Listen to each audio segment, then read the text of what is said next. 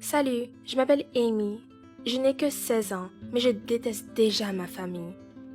Pourquoi être si radical? Donne une chance à ta famille, ils sont ton propre peuple. Direz-vous, non? J'ai mes raisons, croyez-moi. Regardez la vidéo jusqu'au bout et découvrez ce que mon frère a fait quand nous étions seuls à la maison et comment il l'a payé. Ma famille, mon père, ma belle-mère, mon frère et mon demi-frère a toujours été étrange. Envoûté par le bien. Pas de malbouffe, pas d'alcool, pas de dessins animés sur Nickelodeon. Au collège, mon demi-frère et moi avions des classes séparées pour les garçons et les filles. Au collège, nous n'étions pas autorisés à nous approcher du sexe opposé. Selon mon père, un homme devrait avoir un grand avenir dans l'armée et une femme dans le mariage et la famille. C'est pour cela qu'ils nous ont préparés. Nous avons mangé des légumes mijotés et du blanc de poulet cuit à la vapeur. Nous nous sommes endurcis, avons couru le matin. Je ne peux pas dire que c'était mauvais, mais nous n'avons tout simplement pas eu d'enfance. Dites-moi, est-il déjà arrivé dans votre vie que votre monde, le monde naïf d'un enfant, s'effondre? Il est impossible de s'y préparer. Le premier cliché que j'ai eu était une scène que Jeff a faite à l'école. Il s'est avéré qu'il avait encore besoin de communiquer avec les filles. Et très étroitement. Parce qu'il avait coincé ma camarade de classe dans le couloir près de la classe de gym et avait commencé à l'embrasser. Il est ensuite entré en seconde et se préparait pour l'université, et je suis seulement passée en troisième. C'était assez idiot, puis, apaisant la Marie en pleurs, j'ai naïvement pensé que c'était un accident ridicule, que Jeff avait fait une mauvaise blague. Nos parents ont commencé à nous traiter encore plus sévèrement. Surtout, mon cher petit Pity en a le plus souffert, car à 6 ans, il comprenait à peine pourquoi son père criait si terriblement. Jeff agissait étrangement. Il s'est assis dans la salle de bain pendant une longue période, et quand il m'a percuté dans le couloir, il a essayé de me saisir l'épaule ou le bras. Il a commencé à interférer avec mes devoirs, à venir s'asseoir à côté de moi avec ses mains sales sur la table. Il a essayé de me parler, mais ça n'a pas marché. C'était comme un flirt maladroit. Je ne m'en rendais pas compte à l'époque, mais il testait le terrain, me demandant à plusieurs reprises ce que je ressentais pour les garçons et si j'étais déjà sortie avec quelqu'un. C'était difficile de ne pas y penser, mais j'ai fait de mon mieux, tout comme je fermais les yeux sur les bizarreries de mes parents, pensant qu'ils nous voulaient du bien avec leurs exercices et leurs comportements sévères.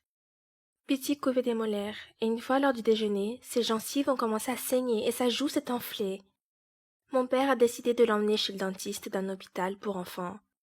Mais mon frère a refusé de partir sans ma belle-mère. Pauvre Peter, tremblant d'abord dans la voiture pendant près de 5 heures, puis assis en ligne, tremblant devant le dentiste, puis revenant en voiture. Je déteste ma petite ville, où il n'y avait même pas un hôpital normal. Il m'a beaucoup demandé d'aller avec eux, mais j'ai refusé. Jeff et moi étions assis en face l'un de l'autre lorsque la porte se ferma, et il ne me quitta pas des yeux. Et c'était effrayant. Je me sentais comme un papillon sur une épingle, et j'étais tellement engourdie que je ne pouvais même pas bouger. Pour la première fois, j'étais seule à la maison avec mon étrange demi-frère. Mon corps était couvert de sueur collante alors que la bouche de Jeff s'étirait lentement d'un sourire. Il y avait une boule dans ma gorge, et je ne pouvais pas l'avaler ou respirer correctement. Je resserrais seulement ma prise sur le couteau, mes doigts tressaillant sur le manche. Puis Jeff a jeté sa fourchette, a sauté et a couru vers moi, faisant tomber sa chaise au sol avec fracas. J'ai essayé de me lever et de m'éloigner de lui, mais il m'a poussé au sol et a atterri sur le ventre. Et je ne pouvais pas le secouer, un petit garçon maigre qui m'appuyait comme un poids de plomb. Ses mains étaient chaudes et dégoûtantes, et il agrippa mes épaules, presque allongé sur moi, et son souffle me brûla les lèvres. Je secouai la tête et il me frappa la joue d'une main, saisissant mes cheveux de l'autre et tordant la tresse autour de son poing. Ma tête sonna de douleur. Y a-t-il déjà eu une horreur terrible et dévorante dans votre vie qui vous a pris la tête, ne vous permettant pas de vous échapper et de respirer un peu d'air? C'était dans cet état que je me trouvais quand Jeff s'appuyait sur moi et commença à m'embrasser maladroitement. Je pouvais sentir ses mains tâtonner mon corps, me toucher d'une manière dégoûtante, pressée et puissante. J'étais morte de peur. Je ne pouvais que compter sur moi-même.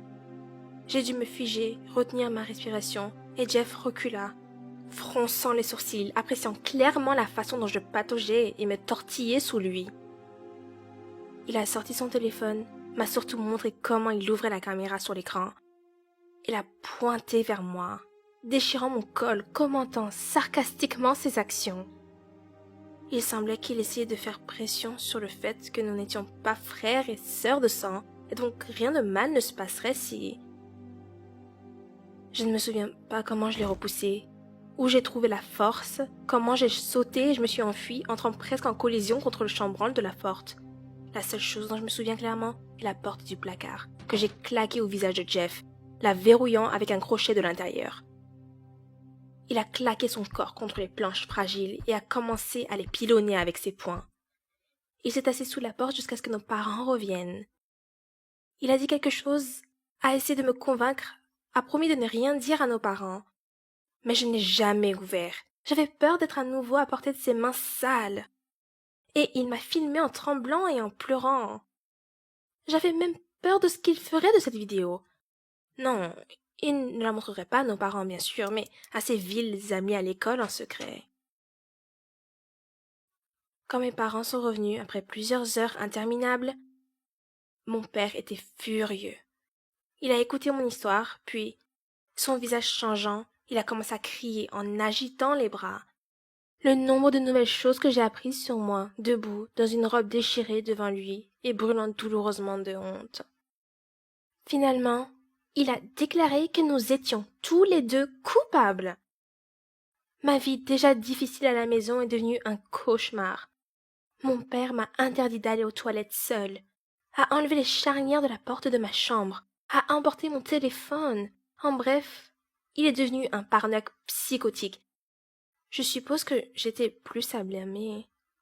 Et Jeff en était content. J'étais tellement passive et déprimée que je ne pouvais pas le combattre quand il a recommencé à mettre la main sur moi.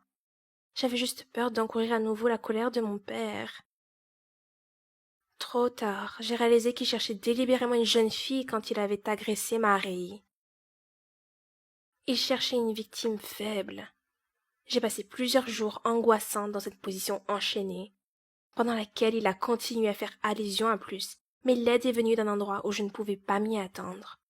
Je songeais depuis longtemps m'évader d'une maison qui ressemblait de plus en plus à une prison. J'emballais, tranquillement, mes affaires, ayant l'intention de rester avec un ami du lycée pour la première fois, mais ma peur me limitait. Et une nuit, mes nerfs se sont brisés. J'ai des pitiés avec ces leçons, et j'ai commencé à pleurer.